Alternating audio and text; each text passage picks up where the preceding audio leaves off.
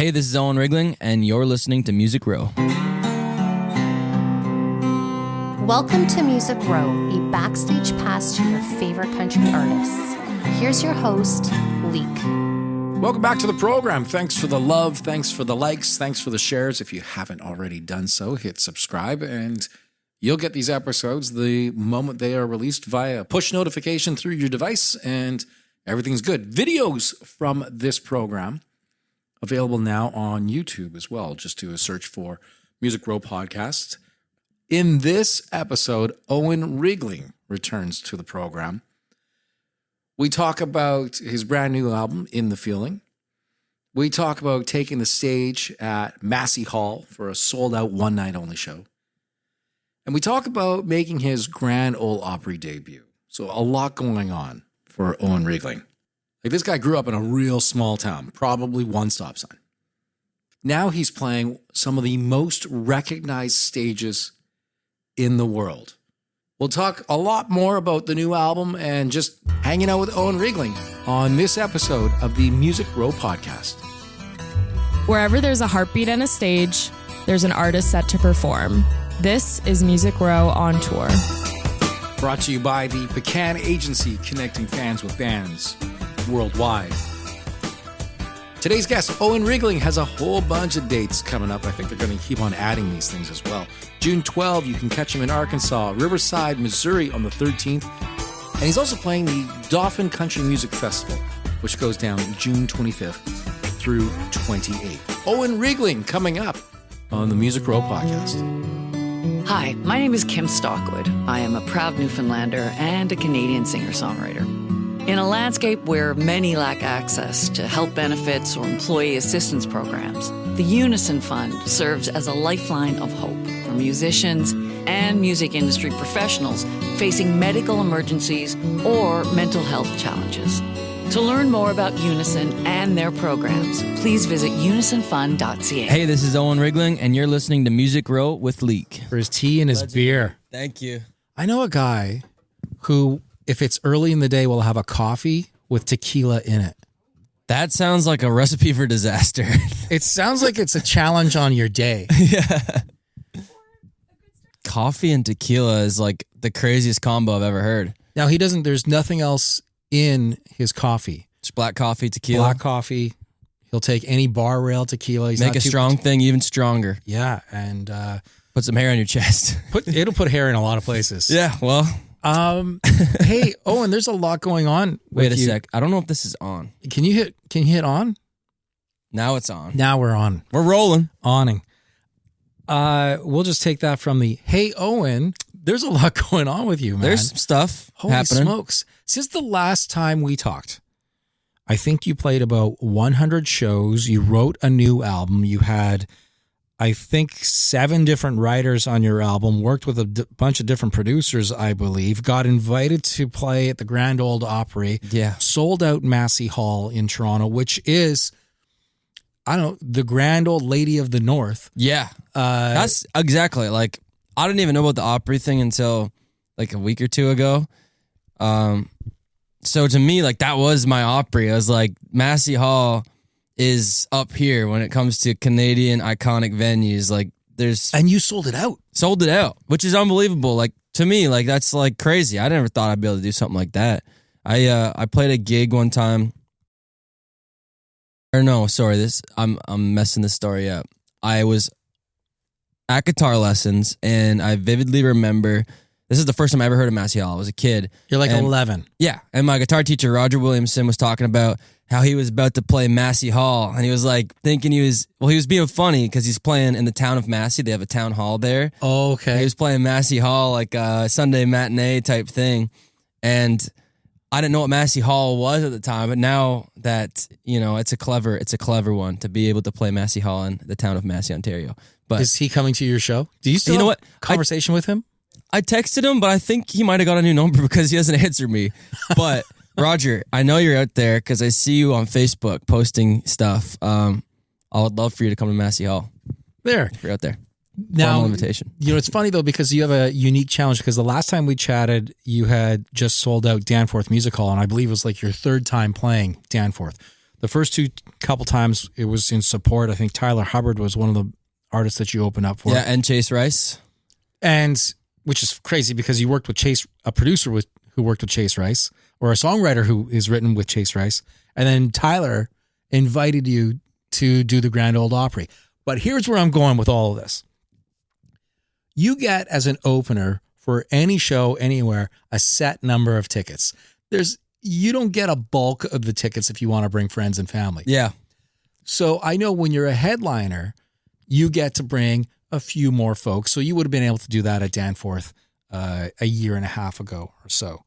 But now you're playing Massey Hall, and there's got to be a cutoff point where it's like, hey, friends and family, I appreciate that you've been coming to my shows and supporting, but not everyone's getting on the list. Yeah. You got to start cutting people off. I don't know what it is, but I got the most comps I've ever gotten before for this Massey Hall show. I got 50. Okay, well, that's good. And all 50 are full. Already which is used awesome. up. They're already used up. Yep. Well, and you just invited your guitar teacher from when he was 10, so you're going to We'll find a 51st. Yeah. Not 50. He can bring his wife too, and we'll make that happen somehow. I'll give him an all access pass. Wow. What are they going to say? Yeah, exactly. Yeah. You just walk in through the back of Massey Hall, flag that guy who's standing there. He's been standing there for the last 75 years. Yep. Show that all access pass and say, what are you going to do? Yeah. I'm coming through. This is the gang. This is the posse right here.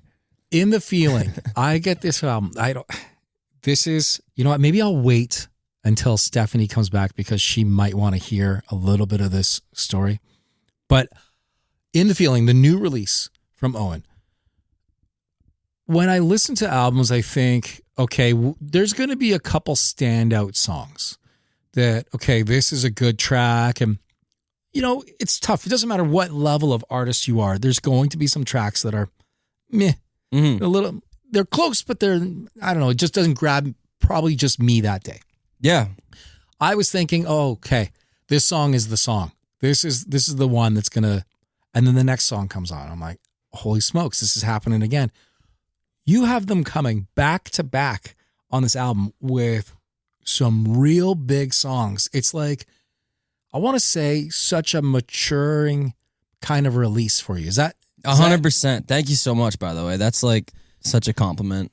We have beer. Well, that's kind. That works out great. Thank you. That'll go good with your coffee. Yeah. Well, So it's are you actually having a tea? a tea.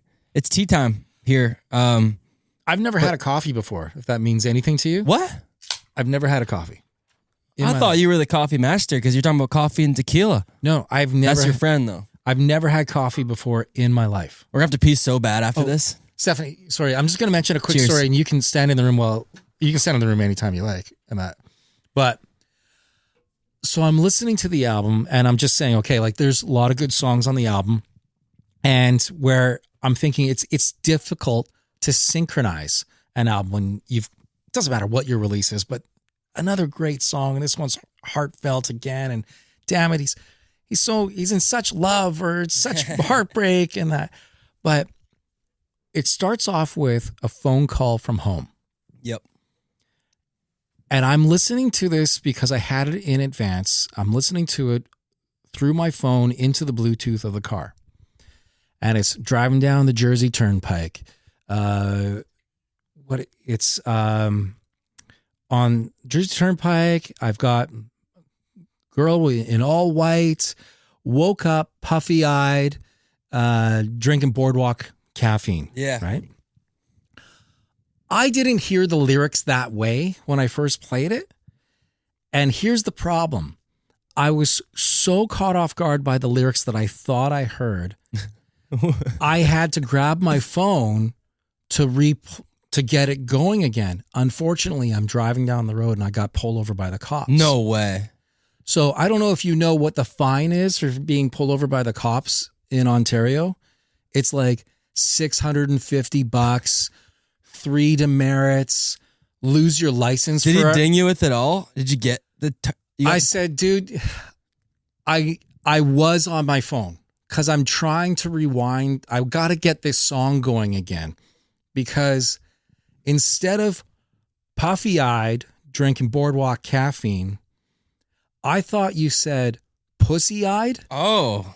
And That warrants a phone check. And I mid-drive. couldn't believe what I thought I was hearing because it wasn't. Welcome to the new album. So I told the cop that I thought that this was happening, and I'm laughing, and I'm like, whatever. And I said, the only reason why it's through my phone is because it's with this new artist, country artist named Owen Riegling. And the cop goes, I know that guy. No way. I'm like, well, yeah, this is his new album. You can have my phone and listen to it if you want. No way. That's crazy. He goes to his car and he comes back and he writes me a warning and he says, don't do this again, but I hope you enjoy the album. That's crazy. Like, so I got you in trouble, then I got you out of trouble. Exactly. You go. You got me in it and out of it at the same time. And thank God I just got that cop and I wasn't. You know what it is? That's so funny. I'll tell everyone right now, if you're ever pulled over, being a dick does not work out. Just be nice, own up to whatever it is, a few yes sirs, a yes ma'am, and just explain. And make sure you're listening to my music while it happens too. And wrong about the lyrics. Yeah. Very wrong. That would be a strong lyric choice. And that's why I had to play it back. Made no sense. Well, that's a crazy story. Puffy-eyed though. Yeah, puffy-eyed. Way better lyric choice. Yeah. This is why I'm not a songwriter. Now every time I hear the song, I'm going to hear pussy-eyed. Oh boy, I hope, you know what? As a personal, if you wouldn't mind messing up the lyrics one day, that would also mean a lot to me. All right. All right. That might shock people at Massey Hall. Well, but so wait. Maybe the cop will be there and he'll have a little laugh. You know what? If I couldn't believe it, this cop was so nice.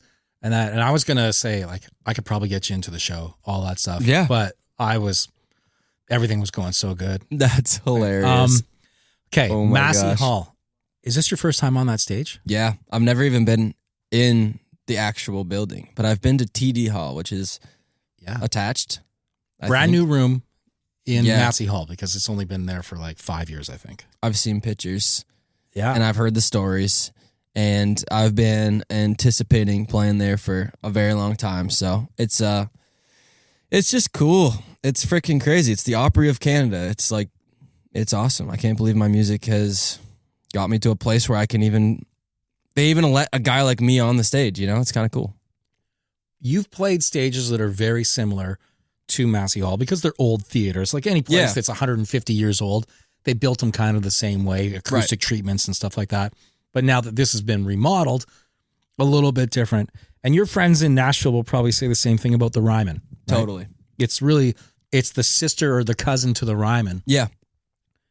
When you're on that stage, you don't even need a microphone. The acoustics are just that good. It's like so crazy. Yeah, that's really cool. I'm excited to... Well, the problem with playing the show is like, you don't get to experience the sound from like the actual PA and... the mix from front of house, and I don't think it's possible, but I would love if they could like make a holograph me and like play the thing, and then I could hear it out there to experience what it sounds like, because it's always just in my in-ear monitors, and like there's a bunch of stuff in there, and you don't get the same feeling, right? So that's something I'll never get to experience, which kind of sucks because I've played a lot of shows, but that's borderline narcissistic. Yeah. Yeah. You know what? You know, it would be better if I could really just watch me do this. Well, you know, now that you say it like that, it does sound really bad. I love it. But it's not about seeing me. It's about experiencing what it sounds like to hear it. Like, is it good? Is it, because I oftentimes am like, do I suck? Like, because I can't really hear, like I can hear, but it sounds like shit half the time in my ears. People don't understand when you're in the motion of being on stage and you're presenting this performance, running around, you've got like 8 or 12 things running through your monitors in your in-ears. Mm-hmm. But then your mind is also like, did I hear that right? Did that person play that right? They might have miscued something. They might have heard a wrong lyric that maybe I sang on stage. Who knows? Who knows what it is, right? But you're right. You're kind of so caught in the moment, and those shows, they go by lightning fast. Like you'll play that night 23 songs. We'll just throw it out there. I bet you're going to remember like 2 of them. Yeah. The show's going to feel like it's 15 minutes long, and that's probably the 10 minutes leading up to the show, and then the first 5 minutes, and then it's over. Yeah, it's crazy. And I've really been intentionally trying to be more present now, because like the first 3 years of my career, I don't really remember, because it just like happens so fast, and you just go to the next thing, next show, next whatever it is. And I've been trying to like just be here right now, you know, and be on stage and be in that moment and Be in the feeling. And experience what it feels like to be there. And it can be hard sometimes when it's so demanding all the time to do the next thing and achieve the next thing and whatever. But to be present is where I want to be. It's a runaway train, because you wait all day for the train to come along. You get on it, and then it just screams down the hill. And you're like, what just happened? Yeah. We were like, everything was going good here a moment ago. Yeah. So I'm guessing that you're like fast friends with Tyler Hubbard, because you did the tour with them. And he invites you to the Grand Ole Opry. Now you're label mates through Big Loud in the US and Universal in Canada. And Yeah. He's got to be saying things to you, or can you text him at any time and say, "Hey Tyler, this is a thought I have." Yeah, I text him out of the blue every once in a while just to catch up. Does he ever respond with "Who dis?" New phone? No, he's never done that. It's a great joke though. And I don't harass him. I don't abuse those types of things. Like, I'm very reserved, and like, I don't know, if I see something pop up for him, I'll say congrats, you know, or whatever it is. But yeah, it's just crazy that I have like his number in my phone, and just random people's numbers that I would have never imagined I would have in my phone. Like, I got Wayne Gretzky's number in my phone. How cool is that? That's got to be legendary. worth something somewhere along the line, right? You got to be able to like.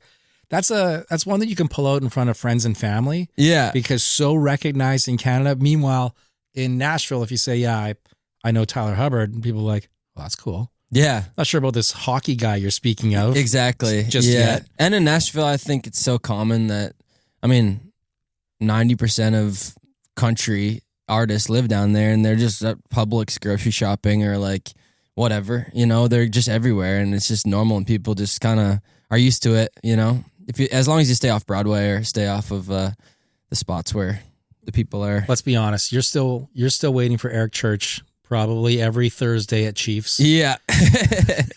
I'm a huge Eric fan. I've never actually like talked to him before, but I have been in the same room before, and he's a legend. He's got this like aura, you know, he's a legend. Well, I think in the feeling, you know, we talk about being present and talk about, you know, just trying to be in the moment. I think in the feeling breathes a lot more like an Eric Church album. Well, thank you. I think it has a little bit more, not as rushed. Yeah, I think musically, I don't think it's an Eric thing. I think it's my own thing, and I think it's risky in the way that Eric would take a risk on making an album, and the fact that it's not down the middle, it's left and it's right, and it's everything but directly in the center.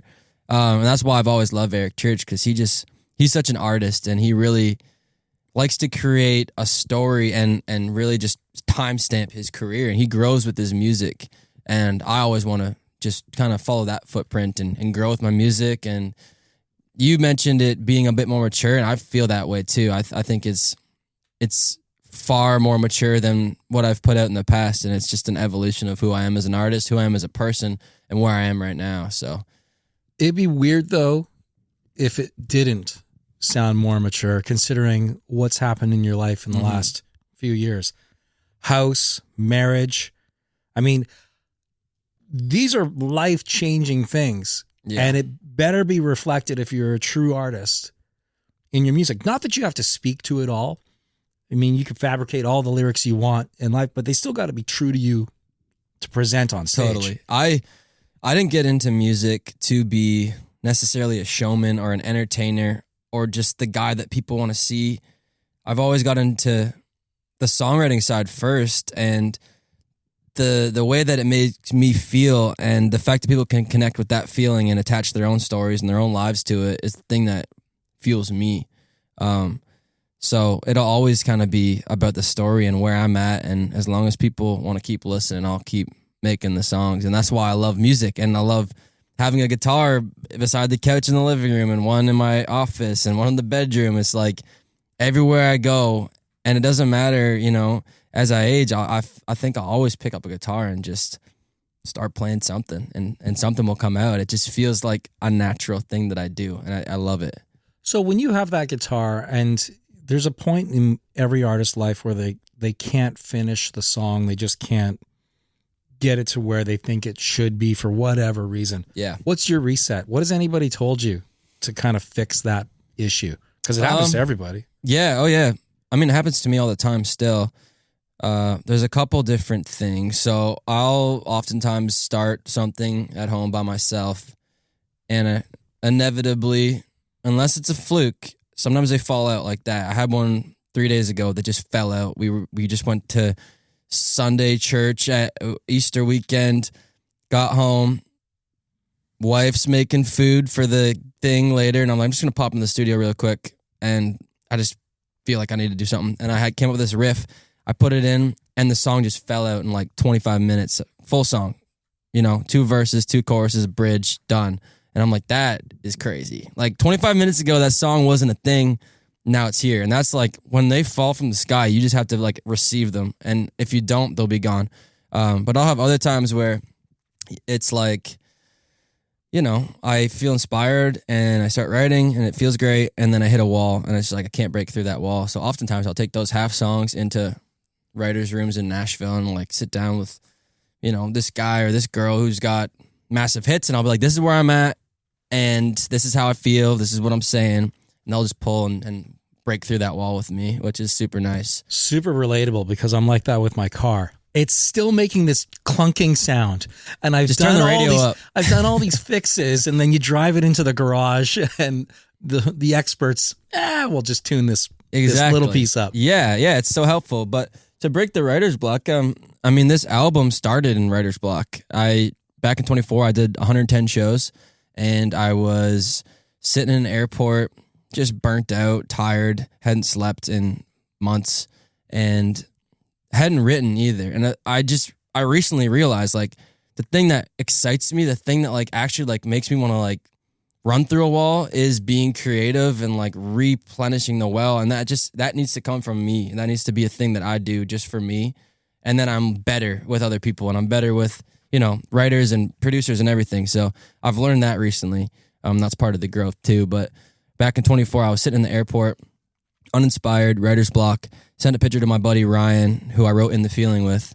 He's from Peterborough, Ontario, Ryan Kennedy. And it just looked like a stale kind of white room.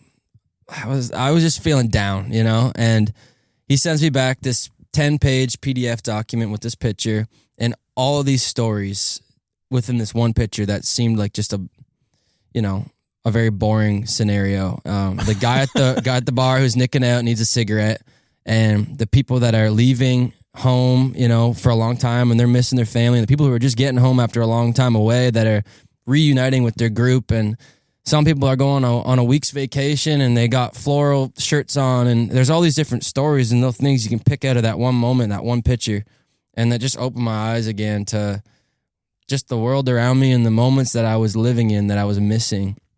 So yeah, we got back to, I went to his place in Peterborough and we wrote that song in like 45 minutes, and it just, the melody, the story, like I could apply so many things in my life to that song and different things in my life. It felt like very open to interpretation, and that was kind of the North Star for the whole record. So everything kind of, I'd write a song, and if it didn't fit that box of In the Feeling, then it didn't work for the record, and we put it to the side until we figured out kind of this journey, you know, to end up with the record that we have. So you get to now take this across the country again. You're back now in that scenario of being in airports, being on the road, and that's going to go for 200 shows. Yeah. Before your next album. Yeah. Or your next time to write.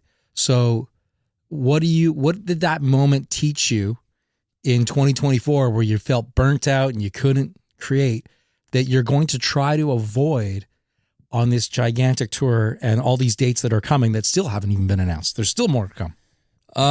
Taking my vitamins, bringing a sleep mask with me everywhere I go. And recently I was just saying, being creative by myself, like not waiting for it to come, but just like trying to force it out of me and just keeping the wheels turning. And that's what I'm doing. Like now that this record's out and we have vinyl and it's like a thing, it's happening. I'm already working on the next project. So we're in meetings right now talking about the next batch of songs we're about to go record. So trying to just keep that wheel moving and just take care of myself. It's crazy. You don't have, the album is coming, Massey Hall is coming, the Opry is coming. There's not even a time to celebrate until probably a year from now. We make time to celebrate. Owen Riegling. We're going to be celebrating after Massey Hall for sure. And Opry for sure. I got so many friends and family coming to both of those shows. It's going to be impossible to not have a great time. So, well, I'll tell you what, you look for me. I'll be wearing this and have fun up on those stages. All right. I'll try not to mess up the lyrics. I would hope you wouldn't. Follow Music Row on X at Music Row Country. On Instagram at Music Row Official. Music Row is produced by Shed of Dreams.